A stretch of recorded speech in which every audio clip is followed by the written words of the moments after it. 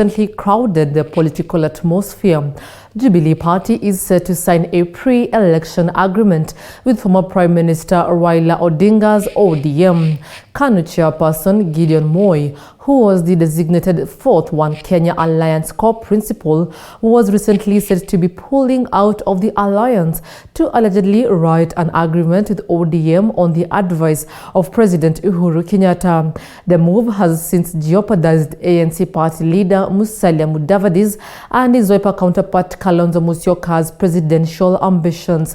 But as Musa Salah reports, President Uhuru Kenyatta's sudden favorism to Odinga could just be a choreographed dance to Kenyatta's tune, leaving Odinga for a rude shock in the months leading to the August polls.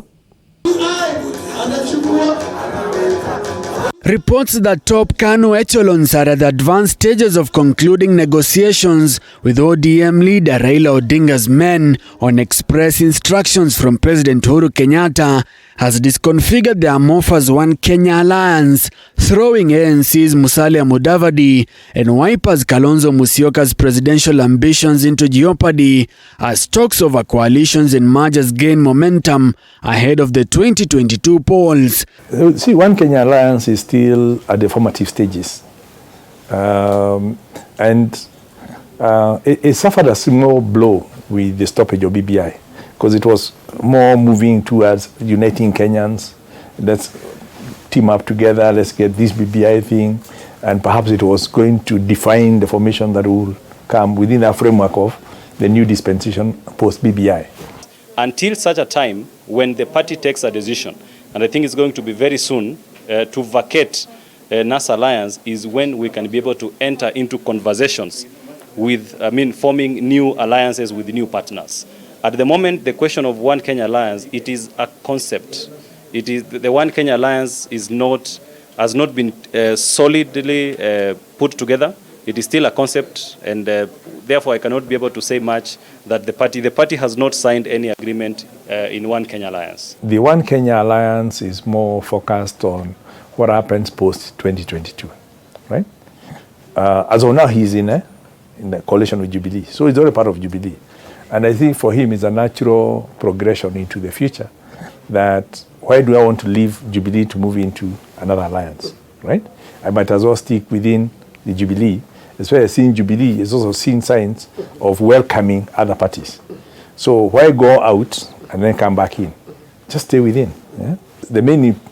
His issue has been his KANU as a party. He would like to see KANU working with Jubilee. But having shadowed Odinga as his running mate in both the 2013 and 2017 general elections, Musyoka, not mincing his words, says that it will be impossible for him to back Odinga for the third time.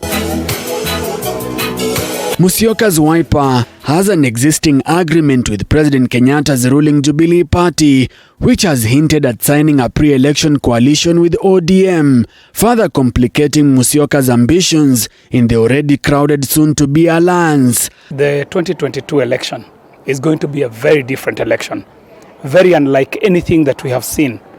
If you remember, in our short history with multi-parties, starting in 1992, coalitions have always been formed on the basis of tribal groupings, so that you have a tribal kingpin from one corner of the country who gets together with another tribal kingpin from another part of the country, and they form a coalition.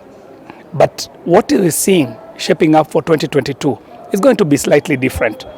We are likely to be where we were in 2002, especially in 2002, where we're going to have members of parliament from very many political parties. Because people have realized these political parties do not necessarily mean good leadership. And watch this space, that is what is going to happen. Because people are tired of following individuals. However, Musyoka is not the only NASA core principal that is bitter with Odinga's betrayal in his quest to quench his thirst for power. Mudavadi's ANC also says it will get into bed with Odinga's ODM again if only Odinga rallies behind Mudavadi for president next year. Wiper has already got a pact with Jubilee, right? Now ODM is working on a potential coalition with Jubilee, right? So everyone is, coalescing towards Jubilee. So it's not, it's almost like why come as a team instead of individually? Because negotiations are done on an individual level. Yeah? All politics is local. He betrayed the struggles of millions of Kenyans who were journeying to Canaan to eat milk and honey. And now he's in Canaan eating milk and honey alone. So this is the betrayal that we want to avoid going forward.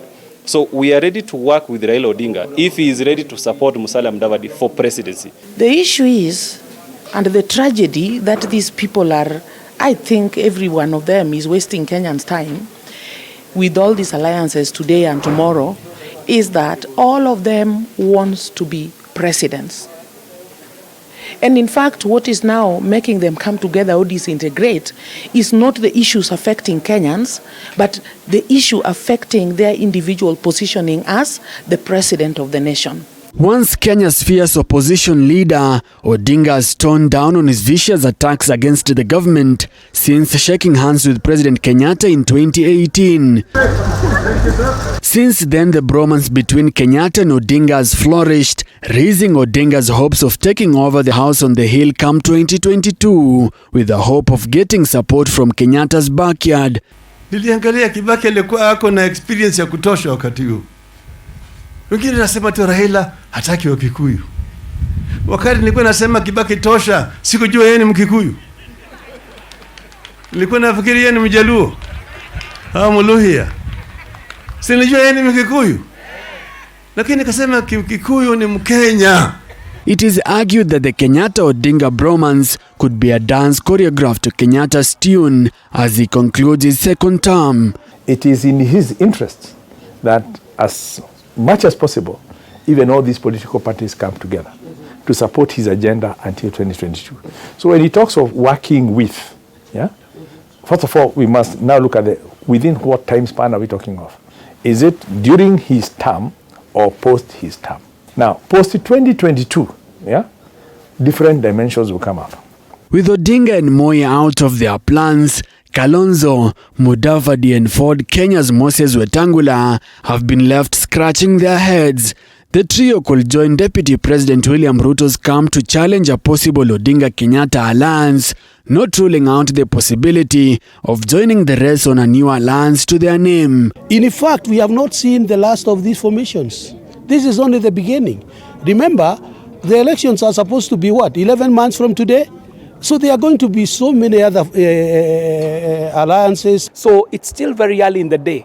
The defections you're seeing, people moving away from their political parties and joining parties that they know have done the work on the ground and are headed to a win, will keep continuing. Most unfortunate bit is that our political parties mainly are meant just to make people go to the elections and that's it. But for now, it's still early for coalitions. We are in July. By the time we get to next year, hata kuna chama ingine ya mjumla labda mtasikia imekuja.